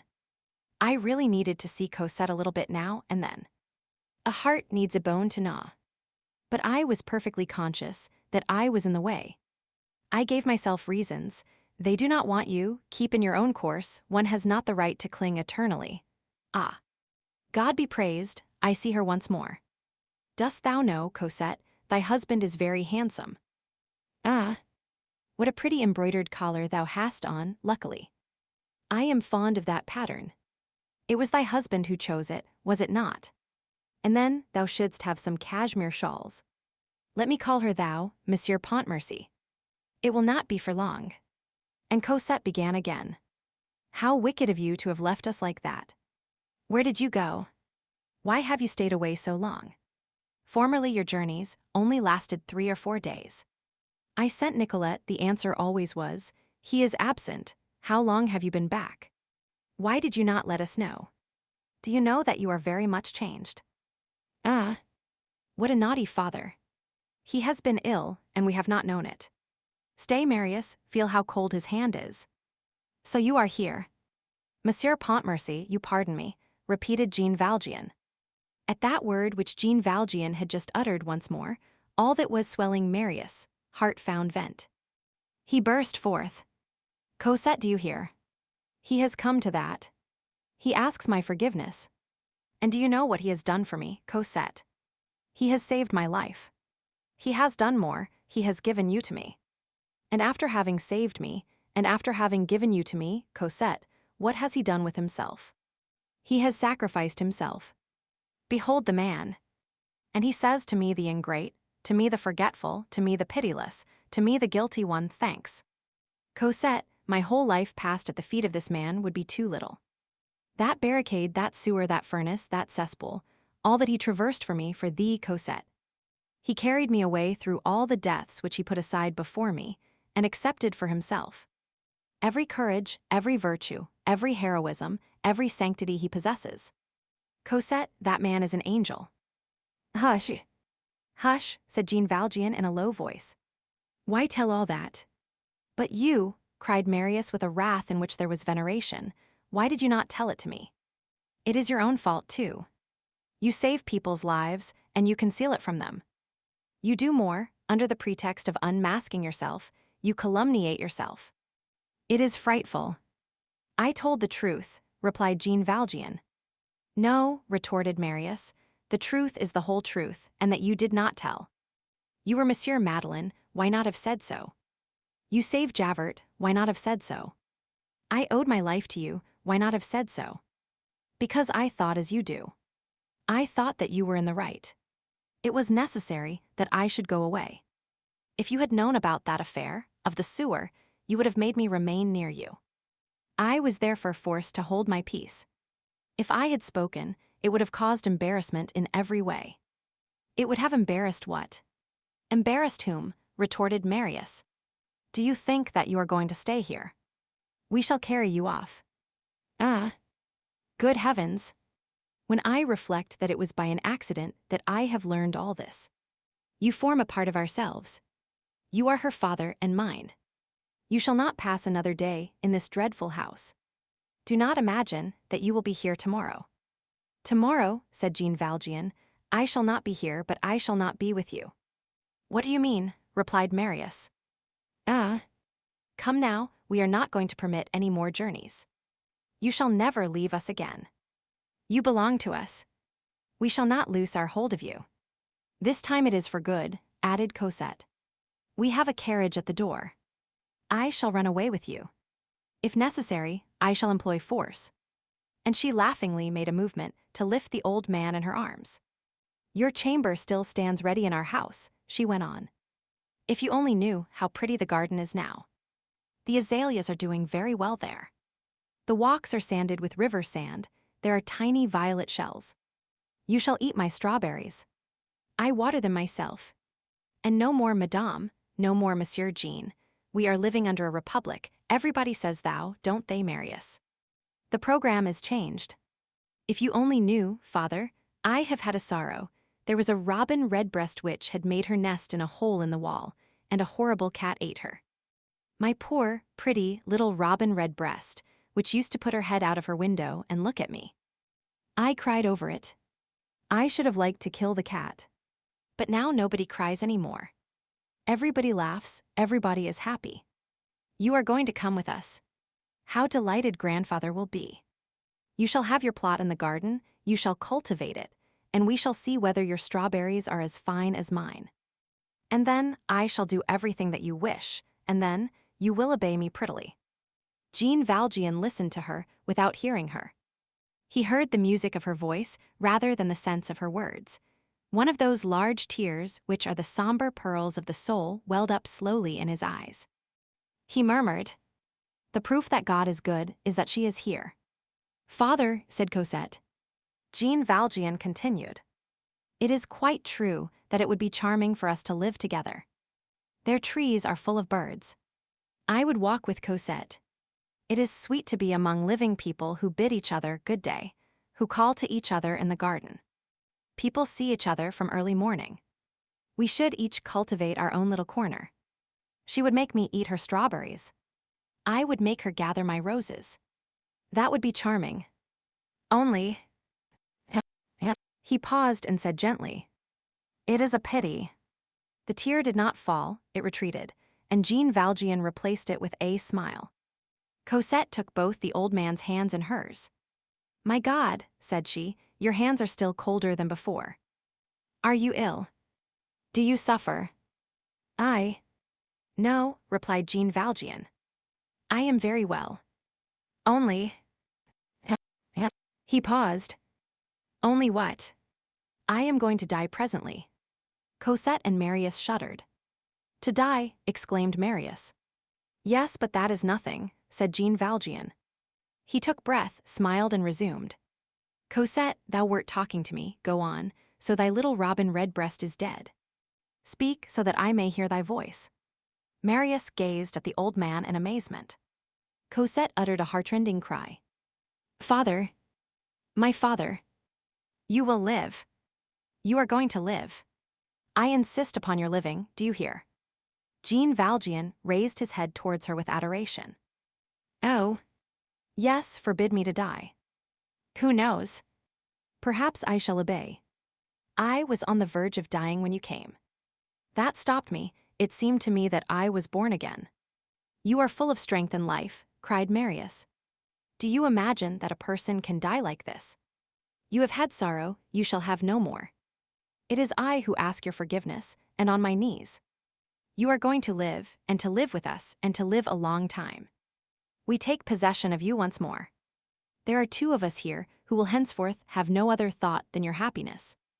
You see," resumed Cosette, all bathed in tears, "that Marius says that you shall not die." Jean Valjean continued to smile. "Even if you were to take possession of me, Monsieur Pontmercy, would that make me other than I am? No, God has thought like you and myself, and he does not change his mind. It is useful for me to go. Death is a good arrangement. God knows better than we what we need. May you be happy, may Monsieur Pontmercy have Cosette, may youth wed the morning, may there be around you, my children, lilacs and nightingales.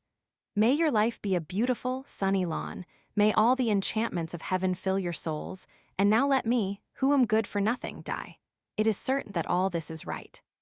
Come, be reasonable, nothing is possible now, I am fully conscious that all is over. And then last night, I drank that whole jug of water. How good thy husband is, Cosette. Thou art much better off with him than with me." A noise became audible at the door. It was the doctor entering. "Good day and farewell, doctor," said Jean Valjean. "Here are my poor children." Marius stepped up to the doctor. He addressed to him only this single word, Monsieur. But his manner of pronouncing it contained a complete question. The doctor replied to the question by an expressive glance. Because things are not agreeable, said Jean Valjean, that is no reason for being unjust towards God. A silence ensued. All breasts were oppressed. Jean Valjean turned to Cosette. He began to gaze at her, as though he wished to retain her features for eternity. In the depths of the shadow into which he had already descended, ecstasy was still possible to him when gazing at Cosette. The reflection of that sweet face lighted up his pale visage. The doctor felt of his pulse. "Ah, it was you that he wanted," he murmured, looking at Cosette and Marius. And bending down to Marius' ear, he added in a very low voice, "Too late." Jean Valjean surveyed the doctor and Marius serenely, almost without ceasing to gaze at Cosette. These barely articulate words were heard to issue from his mouth. "It is nothing to die, it is dreadful not to live." All at once he rose to his feet. These accesses of strength are sometimes the sign of the death agony. He walked with a firm step to the wall, thrusting aside Marius and the doctor who tried to help him, detached from the wall a little copper crucifix which was suspended there, and returned to his seat with all the freedom of movement of perfect health, and said in a loud voice, as he laid the crucifix on the table, "Behold the great martyr." Then his chest sank in, his head wavered, as though the intoxication of the tomb were seizing hold upon him.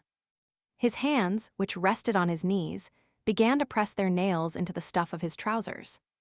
Cosette supported his shoulders and sobbed and tried to speak to him, but could not.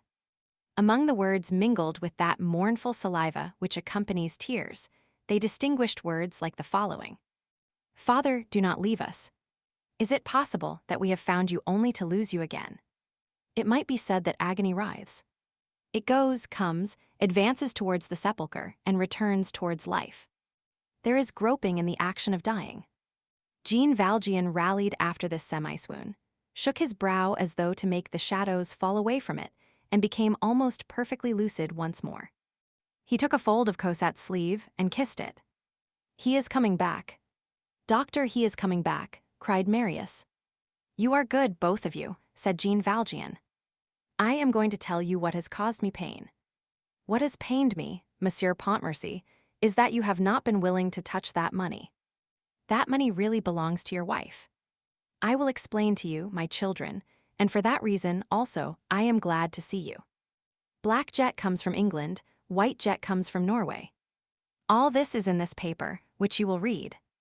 For bracelets, I invented a way of substituting for slides of soldered sheet iron, slides of iron laid together. It is prettier, better, and less costly. You will understand how much money can be made in that way. So Cosette's fortune is really hers. I give you these details in order that your mind may be set at rest." The portress had come upstairs and was gazing in at the half-open door. The doctor dismissed her, but he could not prevent this zealous woman from exclaiming to the dying man before she disappeared, "Would you like a priest?" "I have had one," replied Jean Valjean. And with his finger, he seemed to indicate a point above his head, where one would have said that he saw someone. It is probable, in fact, that the bishop was present at this death agony. Cosette gently slipped a pillow under his loins. Jean Valjean resumed. "Have no fear, Monsieur Pontmercy, I adjure you. The 600,000 francs really belong to Cosette. My life will have been wasted if you do not enjoy them. We managed to do very well with those glass goods. We rivaled what is called Berlin jewelry. However, we could not equal the black glass of England. A gross, which contains 1,200 very well-cut grains, only costs 3 francs. When a being who is dear to us is on the point of death, we gaze upon him with a look which clings convulsively to him and which would fain hold him back." Cosette gave her hand to Marius, and both, mute with anguish, not knowing what to say to the dying man, stood trembling and despairing before him. Jean Valjean sank moment by moment. He was failing, he was drawing near to the gloomy horizon. His breath had become intermittent, a little rattling interrupted it. He found some difficulty in moving his forearm. His feet had lost all movement, and in proportion as the wretchedness of limb and feebleness of body increased, all the majesty of his soul was displayed and spread over his brow. The light of the unknown world was already visible in his eyes. His face paled and smiled. Life was no longer there, it was something else. His breath sank, his glance grew grander. He was a corpse on which the wings could be felt. He made a sign to Cosette to draw near, then to Marius. The last minute of the last hour had, evidently, arrived. He began to speak to them, in a voice so feeble that it seemed to come from a distance, and one would have said that a wall now rose between them and him. Draw near, both of you. I love you dearly. Oh, how good it is to die like this. And thou lovest me also, my Cosette. I knew well that thou still felt friendly towards thy poor old man. How kind it was of thee to place that pillow under my loins. Thou wilt weep for me, a little wilt thou not? Not too much. I do not wish thee to have any real griefs. You must enjoy yourselves a great deal, my children. I forgot to tell you that the profit was greater still on the buckles without tongues than on all the rest. A gross of a dozen dozens cost 10 francs and sold for 60. It really was a good business. So there is no occasion for surprise at the 600,000 francs, Monsieur Pontmercy. It is honest money. You may be rich with a tranquil mind. Thou must have a carriage, a box at the theatres now and then, and handsome ball dresses, my Cosette, and then thou must give good dinners to thy friends and be very happy. I was writing to Cosette a while ago. She will find my letter. I bequeath to her the 2 candlesticks which stand on the chimney-piece. They are of silver, but to me they are gold, they are diamonds. They change candles which are placed in them into wax tapers. I do not know whether the person who gave them to me is pleased with me yonder on high. I have done what I could.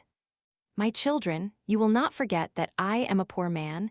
You will have me buried in the first plot of earth that you find, under a stone to mark the spot.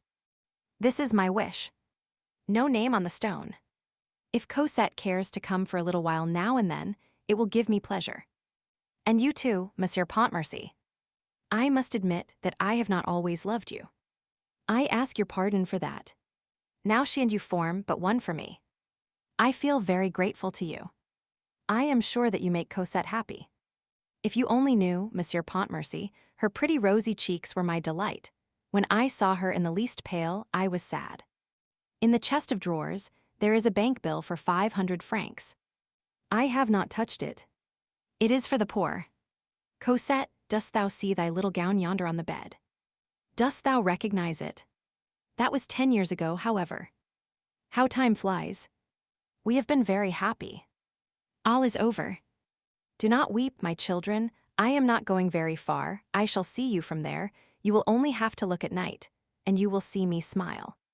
Cosette, dost thou remember Montfermeil? Thou wert in the forest, thou wert greatly terrified. Dost thou remember how I took hold of the handle of the water bucket? That was the first time that I touched thy poor little hand. It was so cold. Ah, your hands were red then, mademoiselle, they are very white now. And the big doll. Dost thou remember? Thou didst call her Catherine. Thou regrettedst not having taken her to the convent. How thou didst make me laugh sometimes, my sweet angel. When it had been raining, thou didst float bits of straw on the gutters, and watch them pass away. One day I gave thee a willow battledore, and a shuttlecock with yellow, blue, and green feathers. Thou hast forgotten it. Thou wert roguish so young. Thou didst play. Thou didst put cherries in thy ears. Those are things of the past. The forests through which one has passed with one's child, the trees under which one has strolled, the convents where one has concealed oneself, the games, the hearty laughs of childhood are shadows. I imagined that all that belonged to me. In that lay my stupidity. Those Thénardiers were wicked. Thou must forgive them. Cosette, the moment has come to tell thee the name of thy mother. She was called Fantine. Remember that name, Fantine. Kneel whenever thou utterest it. She suffered much. She loved thee dearly. She had as much unhappiness as thou hast had happiness. That is the way God apportions things. He is there on high, he sees us all, and he knows what he does in the midst of his great stars. I am on the verge of departure, my children. Love each other well and always. There is nothing else but that in the world, love for each other. You will think sometimes of the poor old man who died here. Oh, my Cosette, it is not my fault, indeed, that I have not seen thee all this time. It cut me to the heart. I went as far as the corner of the street. I must have produced a queer effect on the people who saw me pass. I was like a madman. I once went out without my hat. I no longer see clearly, my children. I had still other things to say, but never mind. Think a little of me. Come still nearer. I die happy. Give me your dear and well-beloved heads, so that I may lay my hands upon them. Cosette and Marius fell on their knees, in despair, suffocating with tears, each beneath one of Jean Valjean's hands. Those august hands no longer moved. He had fallen backwards, the light of the candles illuminated him. His white face looked up to heaven. He allowed Cosette and Marius to cover his hands with kisses. He was dead. The night was starless and extremely dark. No doubt in the gloom, some immense angel stood erect with wings outspread, awaiting that soul. Chapter 6: The Grass Covers and the Rain Effaces.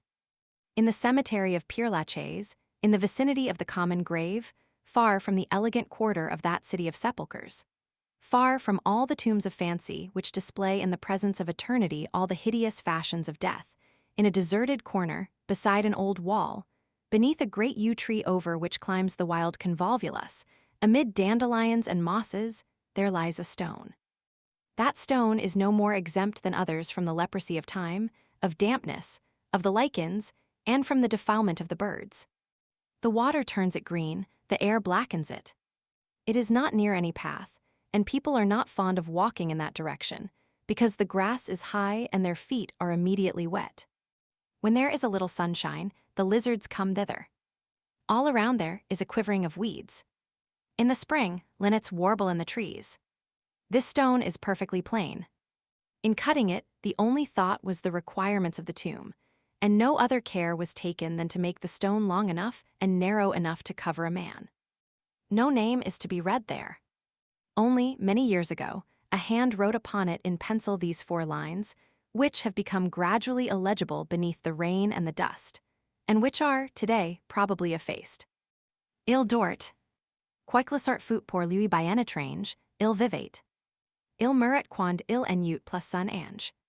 La chose simplement del merme arriva, comme la nuit si fait lorsque le jour s'en va 70.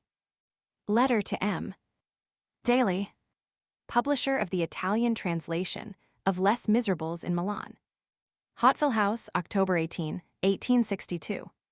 You are right, sir, when you tell me that Les Misérables is written for all nations. I do not know whether it will be read by all, but I wrote it for all. It is addressed to England as well as to Spain, to Italy as well as to France, to Germany as well as to Ireland, to republics which have slaves as well as to empires which have serfs. Social problems overstep frontiers. The sores of the human race, those great sores which cover the globe, do not halt at the red or blue lines traced upon the map. In every place where man is ignorant and despairing, in every place where woman is sold for bread, wherever the child suffers for lack of the book which should instruct him and of the hearth which should warm him, the book of Les Misérables knocks at the door and says, "Open to me, I come for you." At the hour of civilization through which we are now passing, and which is still so somber, the miserable's name is man. He is agonizing in all climes, and he is groaning in all languages. Your Italy is no more exempt from the evil than is our France. Your admirable Italy has all miseries on the face of it. Does not banditism, that raging form of pauperism, inhabit your mountains? Few nations are more deeply eaten by that ulcer of convents, which I have endeavored to fathom. In spite of your possessing Rome, Milan, Naples, Palermo, Turin, Florence, Siena, Pisa, Mantua, Bologna, Ferrara, Genoa, Venice, a heroic history, sublime ruins, magnificent ruins, and superb cities, you are, like ourselves, poor. You are covered with marvels and vermin. Assuredly, the sun of Italy is splendid, but, alas, azure in the sky does not prevent rags on man. Like us, you have prejudices, superstitions, tyrannies, fanaticisms, blind laws lending assistance to ignorant customs. You taste nothing of the present nor of the future, without a flavor of the past being mingled with it. You have a barbarian, the monk, and a savage, the Lazarone. The social question is the same for you as for us. There are a few less deaths from hunger with you, and a few more from fever. Your social hygiene is not much better than ours. Shadows, which are Protestant in England, are Catholic in Italy. But under different names, the vescovo is identical with the bishop, and it always means knight, and of pretty nearly the same quality. To explain the Bible badly amounts to the same thing as to understand the gospel badly. Is it necessary to emphasize this? Must this melancholy parallelism be yet more completely verified? Have you not indigent persons? Glance below. Have you not parasites? Glance up. Does not that hideous balance, whose two scales, pauperism and parasitism, so mournfully preserve their mutual equilibrium, oscillate before you as it does before us? Where is your army of schoolmasters, the only army which civilization acknowledges? Where are your free and compulsory schools? Does everyone know how to read in the land of Dante and of Michelangelo? Have you made public schools of your barracks? Have you not, like ourselves, an opulent war budget and a paltry budget of education? Have not you also that passive obedience which is so easily converted into soldierly obedience? Military establishment which pushes the regulations to the extreme of firing upon Garibaldi, that is to say, upon the living honor of Italy. Let us subject your social order to examination. Let us take it where it stands, and as it stands, let us view its flagrant offenses. Show me the woman and the child. It is by the amount of protection with which these two feeble creatures are surrounded that the degree of civilization is to be measured. Is prostitution less heartrending in Naples than in Paris? What is the amount of truth that springs from your laws, and what amount of justice springs from your tribunals? Do you chance to be so fortunate as to be ignorant of the meaning of those gloomy words? Public prosecution, legal infamy, prison, the scaffold, the executioner, the death penalty. Italians, with you as with us, Beccaria is dead and Farinus is alive. And then, let us scrutinize your state reasons. Have you a government which comprehends the identity of morality and politics? You have reached the point where you grant amnesty to heroes. Something very similar has been done in France. Stay, let us pass miseries in review. Let each one contribute his pile. You are as rich as we. Have you not, like ourselves, two condemnations, religious condemnation pronounced by the priest, and social condemnation decreed by the judge? O great nation of Italy, thou resemblest the great nation of France. Alas! Our brothers, you are like ourselves, miserables. From the depths of the gloom wherein you dwell, you do not see much more distinctly than we the radiant and distant portals of Eden. Only the priests are mistaken. These holy portals are before and not behind us. I resume. This book, Les Miserables, is no less your mirror than ours. Certain men, certain castes, rise in revolt against this book. I understand that. Mirrors, those revealers of the truth, are hated. That does not prevent them from being of use. As for myself, I have written for all, with a profound love for my own country, but without being engrossed by France more than by any other nation. In proportion as I advance in life, I grow more simple, and I become more and more patriotic for humanity. This is, moreover, the tendency of our age and the law of radiance of the French Revolution. Books must cease to be exclusively French, Italian, German, Spanish, or English and become European, I say more human, if they are to correspond to the enlargement of civilization. Hence a new logic of art, and of certain requirements of composition which modify everything, even the conditions, formerly narrow, of taste and language, which must grow broader like all the rest.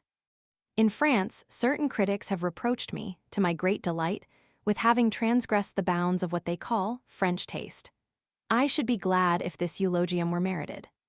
In short, I am doing what I can, I suffer with the same universal suffering, and I try to assuage it.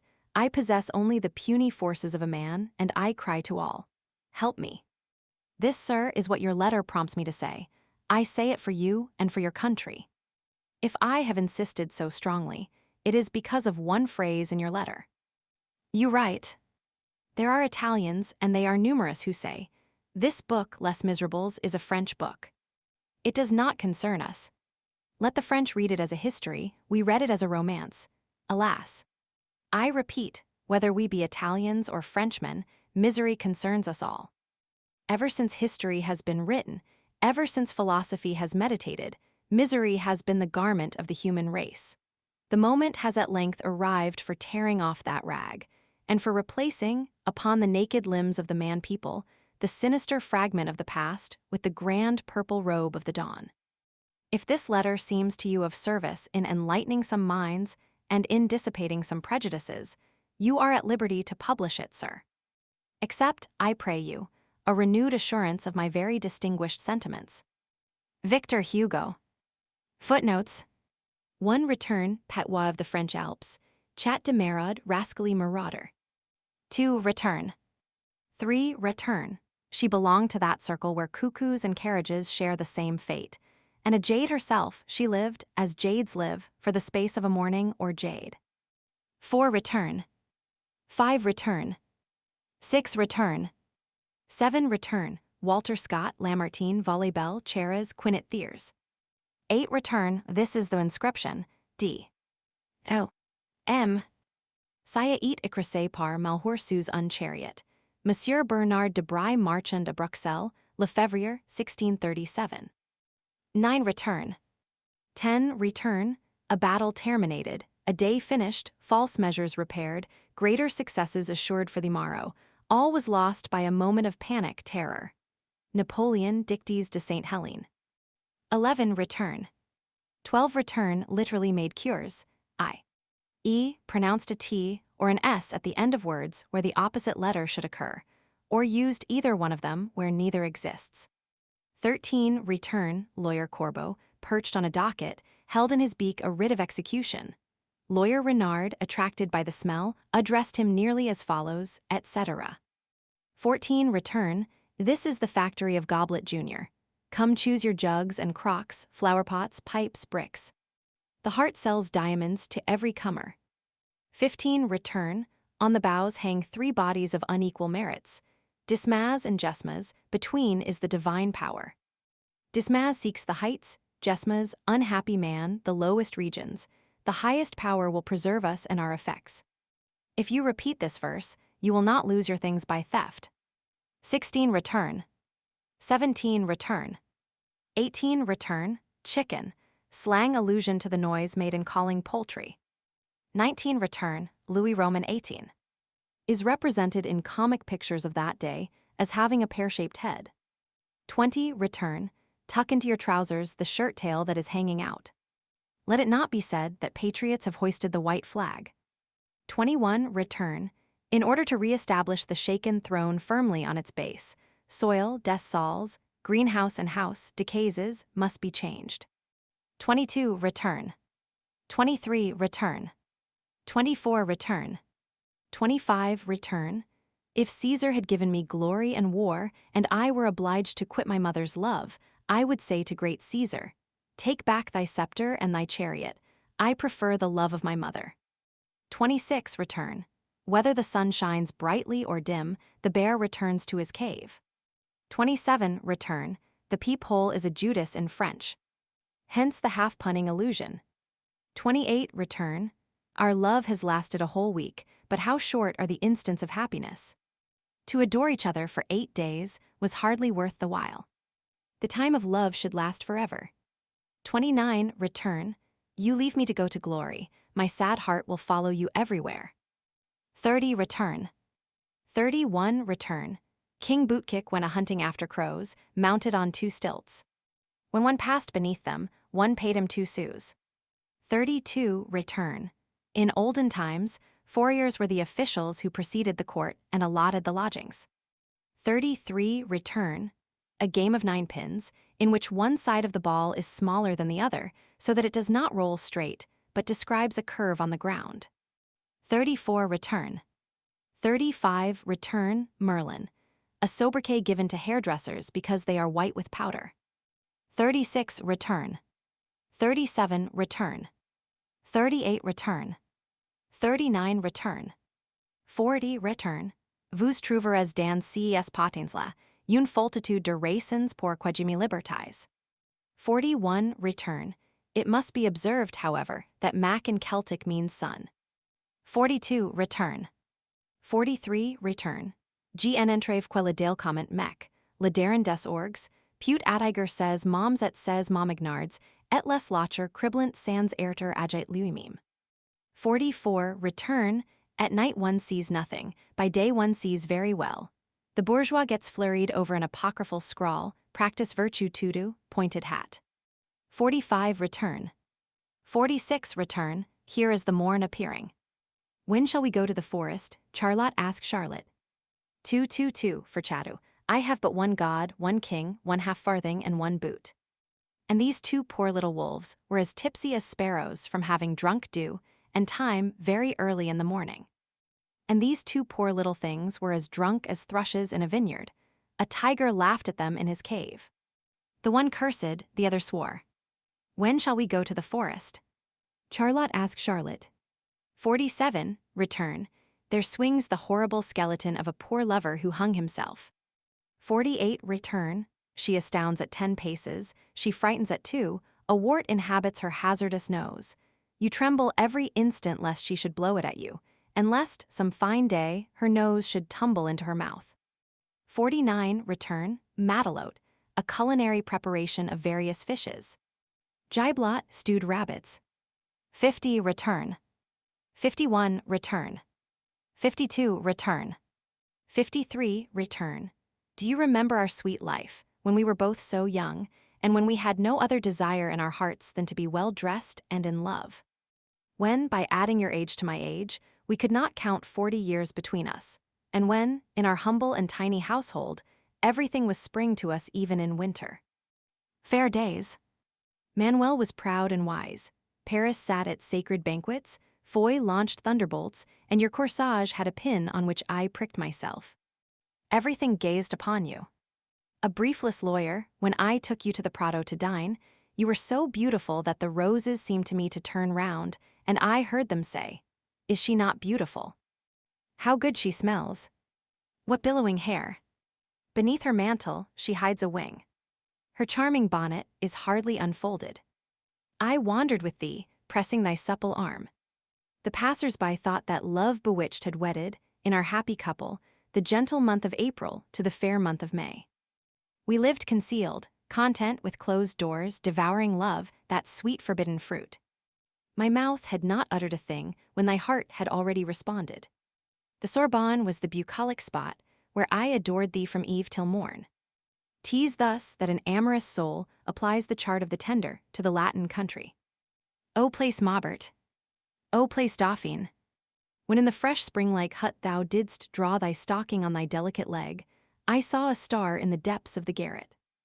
I have read a great deal of Plato, but nothing of it remains by me, better than Malebranche, and then Lamonize thou didst demonstrate to me celestial goodness with a flower which thou gavest to me. I obeyed thee, thou didst submit to me. O gilded garret! To lace thee! To behold thee going, and coming from dawn in thy chemise, gazing at thy young brow in thine ancient mirror. And who then would forgo the memory of those days of aurora, and the firmament, of flowers, of gauze, and of moire, when love stammers a charming slang? Our gardens consisted of a pot of tulips. Thou didst mask the window with thy petticoat. I took the earthenware bowl, and I gave thee the Japanese cup. And those great misfortunes which made us laugh. Thy cuff scorched, thy boa lost. And that dear portrait of the divine Shakespeare, which we sold one evening that we might sup. I was a beggar, and thou wert charitable.